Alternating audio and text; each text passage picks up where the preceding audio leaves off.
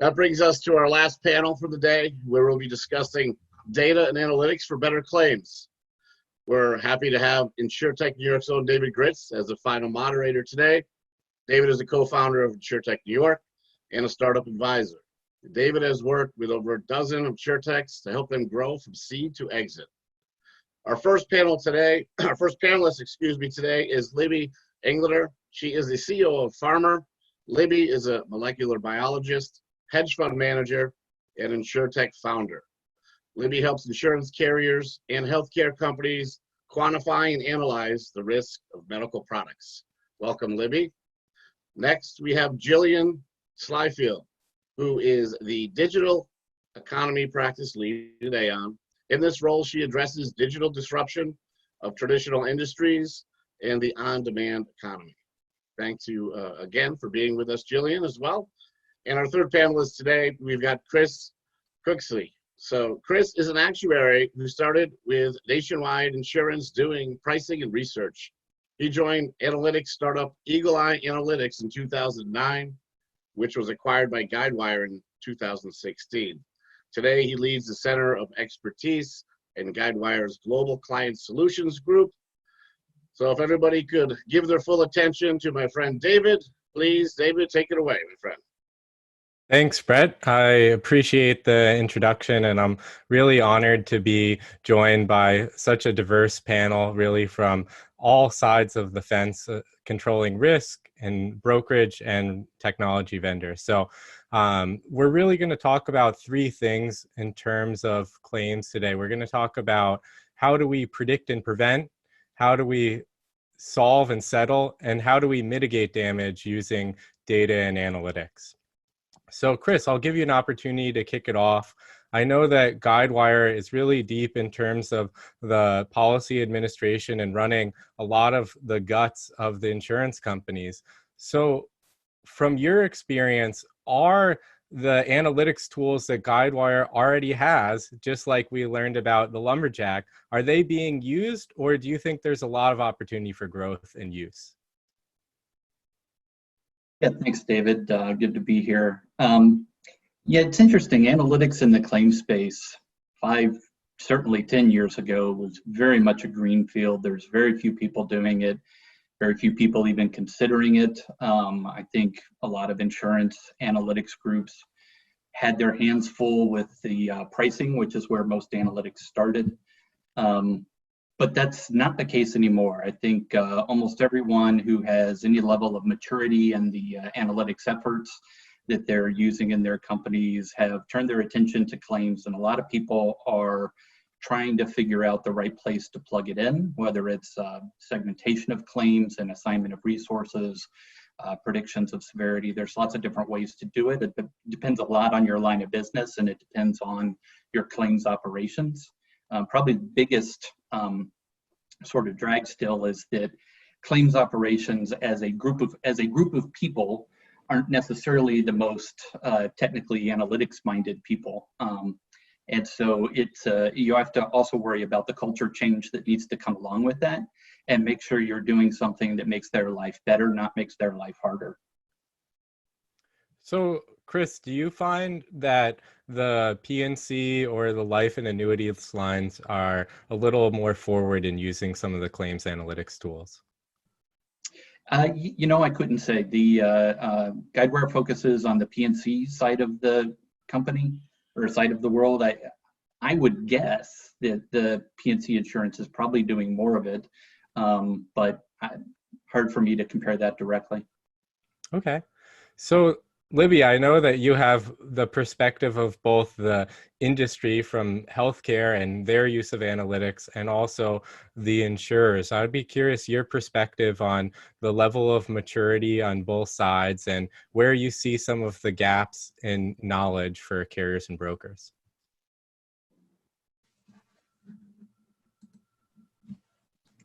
Thank you very much, David. It's a pleasure to be here, and a really interesting question. And it's very interesting because even if you take groups that are super analytical and very strong, like life science companies and actually insurance carriers, The challenge in looking at the life science, both risk and predicting claims, is that you have to actually use a totally very large data set. It's huge because you have to collect real world evidence to say, what is the post-market behavior of these drugs and devices? They're used by millions of people. The harm can be multifaceted.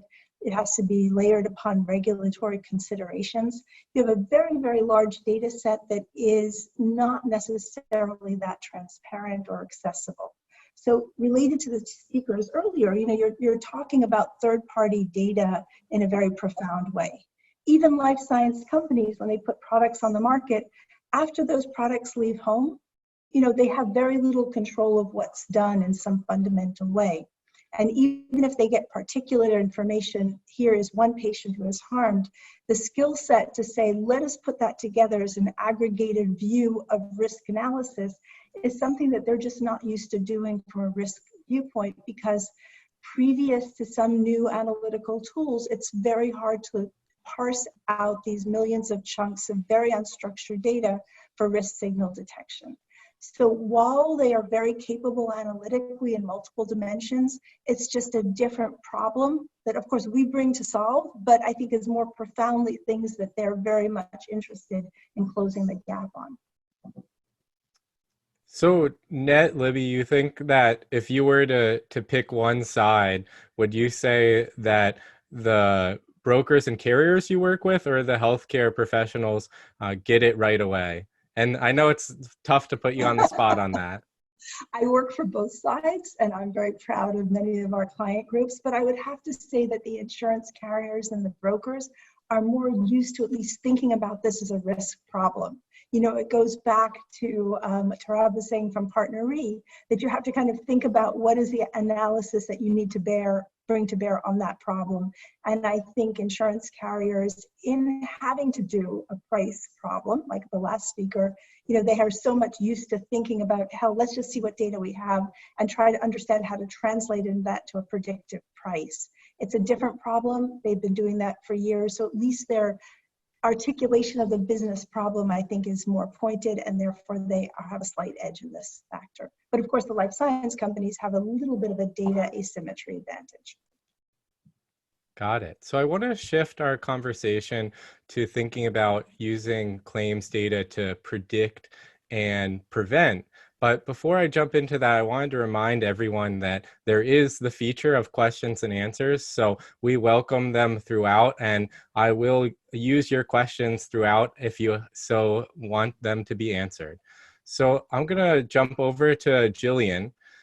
Since you have really deep experience in the sharing economy, I was curious how you use data to restrict or to train models against potential risky participants on the platforms and reduce claims, because one of the really powerful things is that many of these companies, like the Ubers of the world, are collecting data in real time. Yeah, I think it's a really powerful tool. I mean, we've got more information today on each point of transaction, particularly with digital economy companies or shared economy companies, than we've ever had before. And one of the challenges with that is, although you've got all of this data, is figuring out which pieces of data match to insights that we can use to change either whether an incident occurs or what the outcome of that would be after it occurs. So sometimes you've got this great amount of data, but it's hard to actually utilize it in a way that is tangible. But to give a couple of examples of ways that we have done that before is, if you're thinking about what kind of insights you can draw from data, if you're able to match usage data of whatever the product is that's on the platform to the user and what's happening at the point of a loss, then obviously you can kind of unwind that for the next consumer. So let me use an example. If you've got an electric scooter company, I think we could, without giving away too much data on particular clients, understand that in the first couple of uses of an electric scooter, you've got a higher risk of someone being injured than someone who may have been on a scooter 10 or 20 times. So that gives us some insight to be able to put risk management controls in place for users who might have this be their first time, their second time, or their third time. So that's a way that we can use data to say it isn't that inherent that these are risky, but if it is your first time, then we may need to train a little bit more.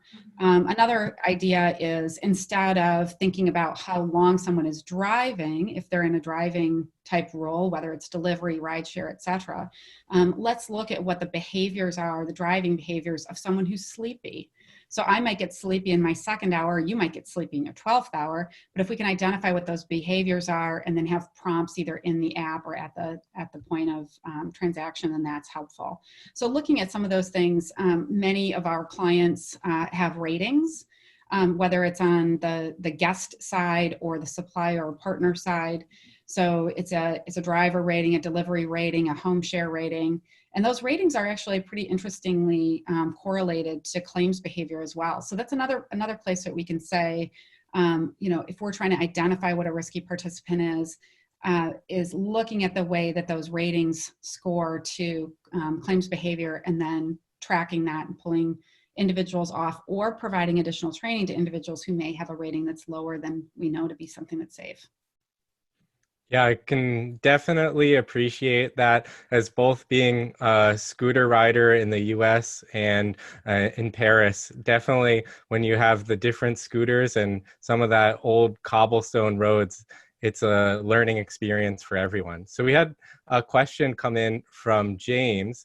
This is on the PNC claims side. He says, what data do you find most useful to predicting indemnity payouts for third-party claims? So I don't know, Libby, if you want to take that, and Chris, feel free to add on. I think that you have a lot of information in terms of putting things in context. I think the idea of where those claims come from, and if you look at the pattern of analysis of who's putting in the information, who's complaining about what, you can kind of get a sense of how severe and how important those claims activities are. But perhaps Chris has something to add to that. I'm sure he does. Yeah, I think about data in terms of categories and groups, because in any situation, for any given claim, you have the insured, you have the person making the claim, and they're not necessarily the same thing. You have the event that happened, whether it was an auto accident or a flood or leaky roof or what have you. And you can think about the data in terms of, this data source and this flow of information will tell me something about the event that happened. It'll tell me the area, it'll tell me the speed limit, it'll tell me things like that. Or it could tell me about the person making the claim, whether it's something from their background or their age, which might bear on the severity of the payout for the injuries. So thinking about it that way, you can review the data that you have and look for those gaps that was mentioned earlier, to see where do I have a gap, and realize, wow, I know a lot about the insured, but I'm missing a lot of medical information that would really help me understand the nature and therefore the severity of the injury itself, right? So when you think about it in those types of groups, you can look for it. And I find that all those bear on the severity of claims, especially in injury situations. Whatever you can find out about the person that's been injured, about the event that happened and the nature of the injury, all of those are really predictive, as well as behaviors around, was it reported quickly? Was there a lag time? Those kinds of things can also be indicators, and they don't always go the way you would expect. A lot of times people would say, oh, if it was reported quickly, we have a diligent person, it's probably less severe, when actually the reverse is true, that when there is a lag time between the event and the reporting of the claim, that usually means it's less severe and people didn't feel the urgency to get it reported right away. So that's actually an indicator of a less severe claim when you see those lag times. When something very serious happened, people tend to recognize that and get on the ball and make the claim. So those are some of the things that we tend to look at. So Chris, are there any other interesting non-intuitive types of insights that you've been able to see that you could kind of share with the audience? Yeah, it depends on what it is that you're trying to predict. I like to look at anything that I know can be known up front, because especially in claims, everyone wants a model that can be run and implemented early on in the life of the claim, because that allows you to actually take action to impact it. But the earlier you are in the life of the claim, the less reliable the information is, the less information you have, as various pieces that might be good to know about haven't been collected yet. Something like whether or not an attorney has gotten involved in the adjudication of the claim, obviously very connected with the severity of a claim.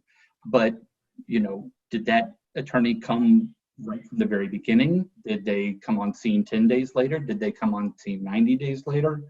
Those things are important in terms of what is the significance and what is the indicate, what does that really indicate about the claim? So looking for those kinds of things is, I think you can find interesting things there. That's great. And I assume a lot of that data is already in your GuideWire systems. So I wanted to shift to Libby, because I know a lot of that focus of the last few questions were on P&C. What are life sciences companies able to use in terms of data or signals to improve their products and prevent future claims? Well, I think that they look and see what happens to the life of their products when they're in the real world. When they've left the clinical trials, post-approval, what happens to them? What do people think? What do they report? What are the regulatory agents' actions? And put together, you get a very profound, both specific product view, and then you also can see patterns, which I think are very helpful in terms of looking and predicting risk. So for example, we're seeing a lot of problems with robotic systems, or any case when you have to put software into medical devices, because often these companies are great at making devices, but they're not such sharp software manufacturers. So I think what you're seeing is that you can start grouping areas that are going to be trending in the next 5 years as major areas of concern. That increases the underwriting risk and should increase the price, but it also predicts the future claims. You know that something's happening. You can see common characteristics of exactly what the problem is and the adverse events and the harm that's made. The catching things early allows you to also say, even within these high-risk categories, let's look at the things that are important and are problematic. But conversely, it puts in putting things in context. I think it helps people also say you're dealing with sick or a background of harm. Is your product worse than the competitors? If you have sick people, there will be a heart attack rate. Is your product associated with an increased tendency? So building models that really say, let's do a comparison in the proper context, try to catch things early, and find an ability to know in advance what is both high risk by the individuals as well as the class. And then a whole sort of a whole trend and attention that says if you go into certain innovative areas, you know that they're going to be fraught with increased claims, because even though you're solving profound problems or addressing them, you haven't quite got it right. And you can see those trends and those tendencies in being associated with signals for increased litigation and claims activity.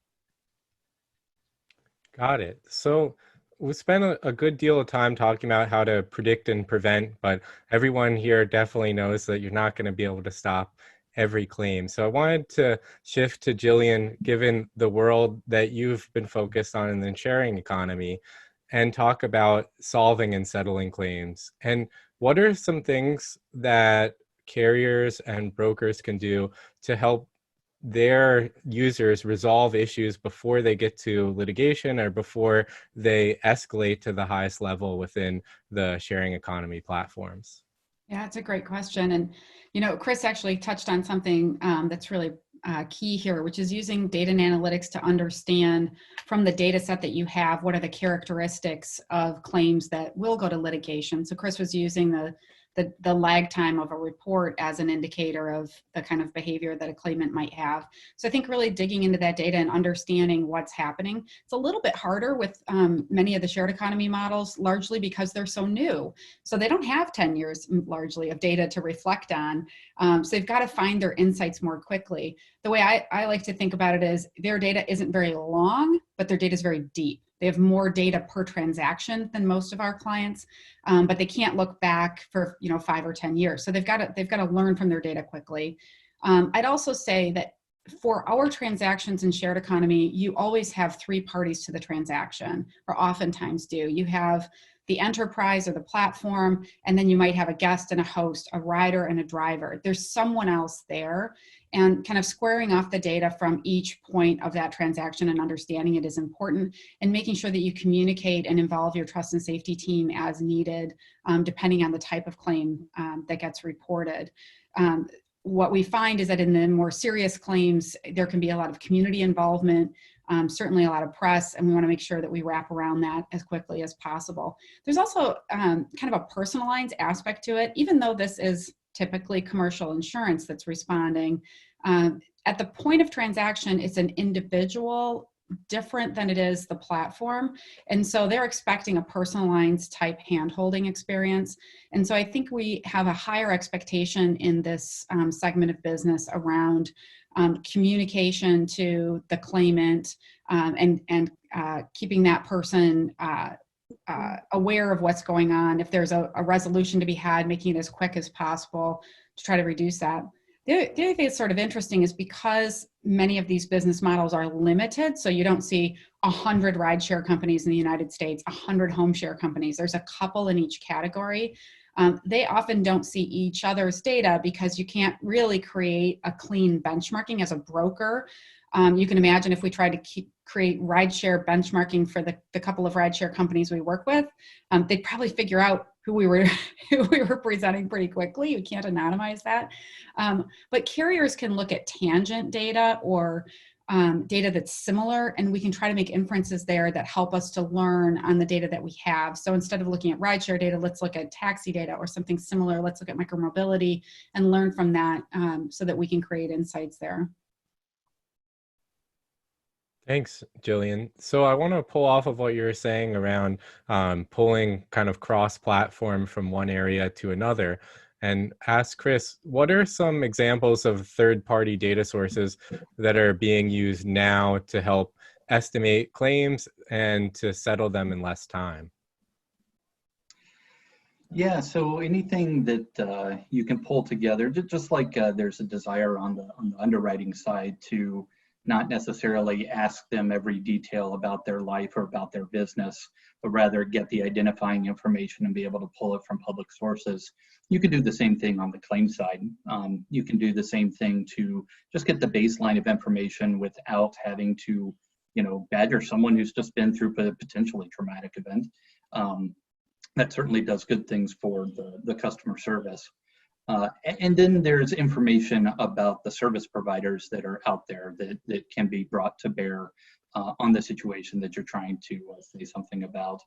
Certainly there's loads of information on medical codes, ICD codes, that kind of thing that will help categorize the event for you so that you can, instead of dealing with, a list of possible injuries that's too highly dimensional to try to get your arms around, that has already been organized and categorized for you. And if we use those well-known categorization systems, you can draw the line between those and relative severities and use that information in your models to try to get better predictive power. So there's lots of stuff out there that is available to be used.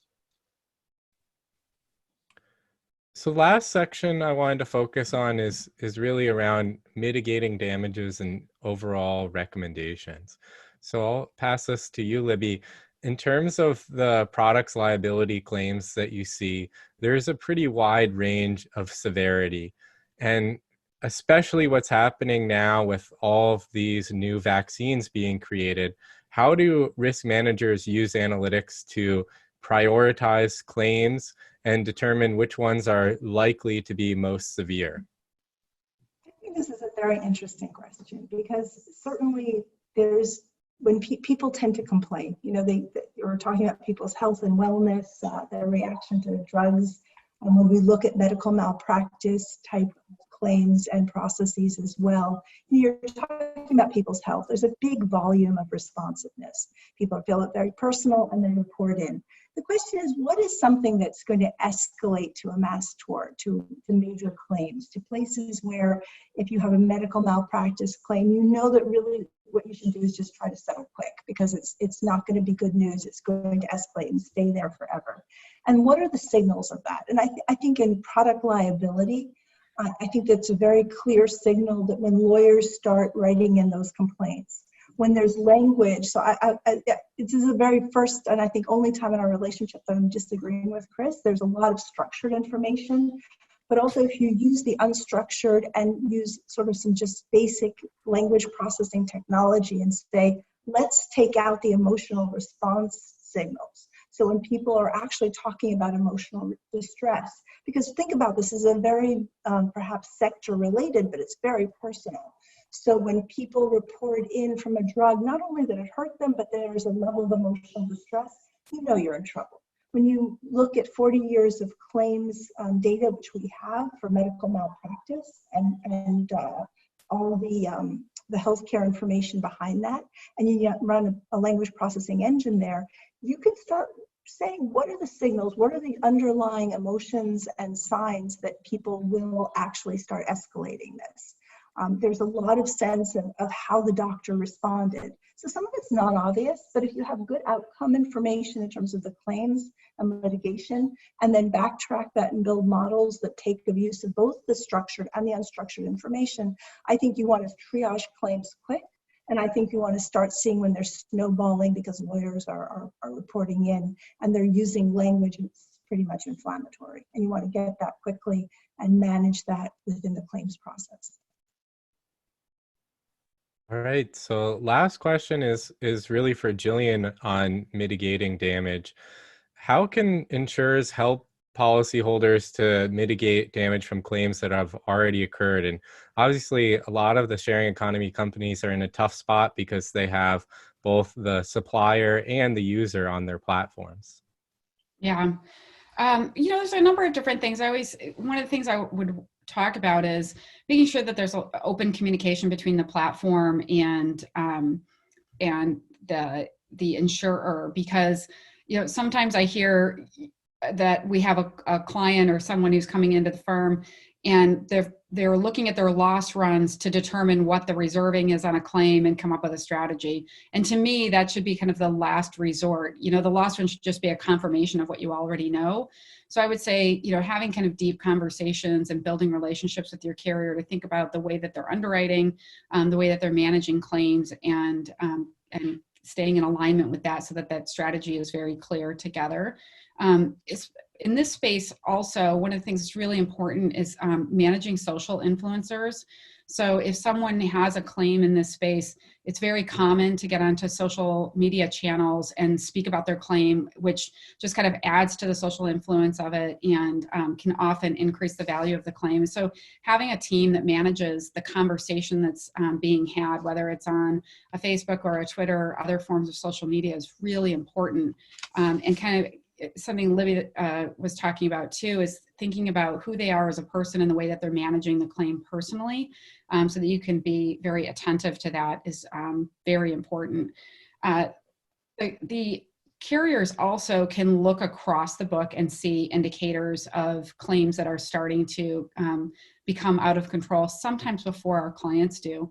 So we often say, look to the insurers can help the policyholders queue and say, you know what, this was David on a scooter in Paris instead of David on a scooter in his home city. And that might just be a trigger for him, that this might be something that's more significant than if he was in his home city. So let's pay closer attention to that. They'll see those triggers and be able to respond to them, which I think is really critical. Yeah, I can definitely appreciate the power of social today. Actually, I had to change a flight and the only way I could get a hold of Delta was through Twitter. So can definitely see influencers are going to try and use their communities and social to impact things. So last question I have for all of the panelists, we'll go down one by one, is what can carriers and brokers do in the next 90 days to improve their use of data and analytics for claims? So we'll start with Chris. Yeah, my answer to this is always don't try to boil the ocean. There's so many things that you could do. It is so much better to pick something and do that. That will lead to the next one, to the next one, to the next one. But when I see people get stalled, it's a lot of times because they're trying to do, multiple things at once rather than being focused. So pick something that would really be beneficial if you had a piece of information that could be leveraged by your frontline people so that they could do their jobs better, and gather the data, build that model, and get it in place in front of them, change the culture so they know how to use that piece of information and get the full benefit from that start to finish before thinking about all the other things you might do. Libby? Well, I guess I would be sort of frame that a little bit differently, though similarly. I think it's important, if I was doing something in the next 90 days, I would do a serious inventory and actually what I was trying to accomplish, what components I had in-house. A lot of places have a lot of important data and systems that they can bring to bear on their problems. So do an inventory. What data do you need? What analysis do you need? And what are you really trying to achieve? And what do you have already? And then what do you need and where to source it? And I think perhaps 90 days of a careful, thoughtful inventory of what's reasonable vis-a-vis what you're trying to accomplish would be a good step. And then, of course, to see where you can outsource it where needed. All right, Jillian, final words. Yeah, I guess I would say that if I only had 90 days or something I could do in the next 90 days, I would have the actuaries within the carriers speaking with the actuaries and claims departments and risk management departments of the platform or shared economy companies. Because there's a lot of insights there to be shared. And sometimes what do I find is that insurance companies are asking for the information that they have learned in their past is tied to a similar set of exposures. But in this new economy, we have more data. We might even have better data. And we might have data that is more closely linked to risk behavior than is previously understood. And what I find is that our enterprise clients, our platform clients, sharing economy clients, they recognize what their exposure base is. They recognize what data is driving their claims behavior, sometimes more quickly than the carriers do. And so I would say kind of open your mind around how we can work together to use the right pieces of data. To Chris's point, we might not need 120 pieces of data. There might just be 3 things that can really change the whole exposure profile. So back to communication and sharing key information. All right. Well, thanks to all of our panelists, Chris, Libby, and Jillian. And that concludes the content portion. So we'll just move into thank yous and wrap everything up. So I'd like to thank everyone for attending this InsurTech NY event. Special thanks to the team for helping put this together. Tony for doing the introduction. Brett for being our MC and introducing all of the great panelists. For those of you who don't know Brett, he is one of our co-organizers of InsurTech New York and is also an entrepreneur in and of itself, running an InsurTech called LifeVest in the life space. Also, I want to thank our sponsors, Clarion Door, E2 Value, Guidewire, and Evolver. Without you guys, this event wouldn't be possible. And I want to let everyone know that our next event will be on August 27th, and that will be focused on core systems and the integration between legacy and InsurTech. So for those of you who are thinking of upgrading your old COBOL systems and are thinking about what to do, we'll have a lot of great content from you. And I believe Guidewire will be joining us as well for that one. So I will leave that off for everyone else to go outside, hopefully, and enjoy the remaining great sunny day that we have for us. Thanks, everyone, and special thanks to the InsurTech New York team.